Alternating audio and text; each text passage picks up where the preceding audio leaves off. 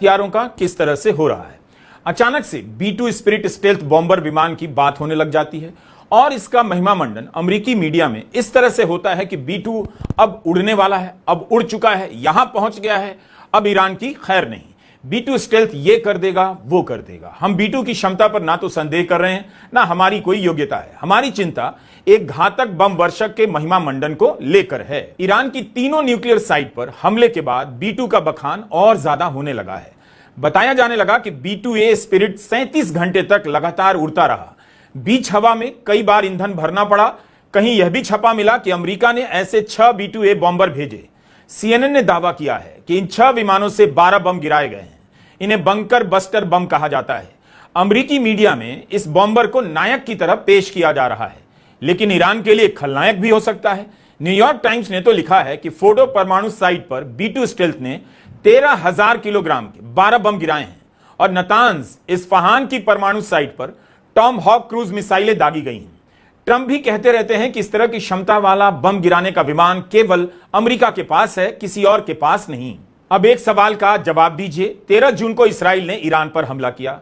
तब से लेकर 22 जून तक आपने इसराइल के अभेद्य, अचूक और अतुलनीय हथियारों के बारे में कुछ सुना, कुछ नया देखा कि इसराइल ने अपने इन हथियारों से दुनिया को चौंका दिया है, ईरान को हतप्रभ कर दिया है।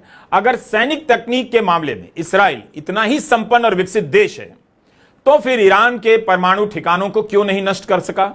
हमला तो उसने भी किया, जैसा कि इसराइल ही दावा कर रहा है। क्यों इसराइल को B2 बंकर बस्टर के लिए अमेरिका का इंतजार करना पड़ा? इसराइल का भूत खड़ा किया जाता है कि उसके पास ये टेक्नोलॉजी है, वो टेक्नोलॉजी है। इसराइल किसी सैन्य क्षमता को लेकर कितने किस्से गढ़े गए हैं, मिथक भी। उसी के नाम पर उससे दोस्ती के बहाने बनाए जाते हैं, उसकी नाइंसाफियों को नजरअंदाज किया जाता है और पीछे से धोखे से मारने की क्षमता उसकी जरूर है। पेजर में धमाका कर देगा। लेकिन इस जंग में वो अपने किस हथियार का प्रदर्शन कर सका है? क्यों ईरान की सुपरसोनिक मिसाइलों की चर्चा हो रही है? एक समय था जब इसराइल के आयरन डोम की चर्चा होती थी, लेकिन अब उसकी चर्चा कुछ कम नहीं पड़ गई। ईरान की सुपरसोनिक मिसाइलों ने आयरन डोम को बेकार कर दिया। तभी तो अमेरिका ने नौसेना का जहाज भेजा ताकि ईरान की मिसाइलों को इंटरसेप्ट किया जा सके। बात या तो ईरान के सुपरसोनिक मिसाइल की हो रही है या फिर अमेरिका के B2 बॉम्बर की।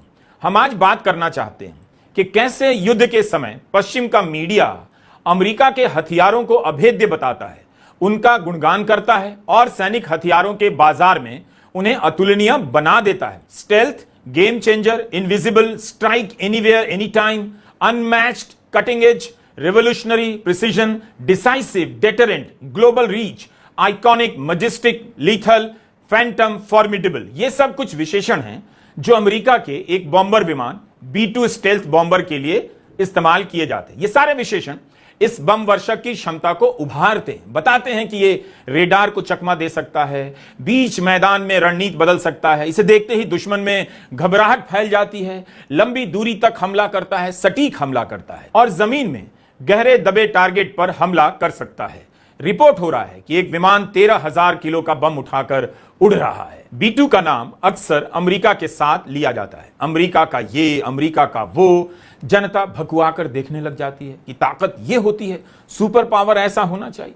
2-3 दिनों से नोटिस कर रहा था कि ट्विटर पर इस बम वर्षक की बहुत चर्चा चल रही है। इसकी बहुत सारी तस्वीरें भी अचानक तैरने लग गई, बहुत सारे लेख इसके ऊपर दिखाई देने लगे। तो जरा शक हुआ कि हो क्या रहा है, क्यों हो रहा है। ट्रंप ने बम गिराने के बाद हमले को सफल बता दिया, लेकिन अगर उनका दावा सही नहीं निकला तो B2 की क्या दुर्गति होगी?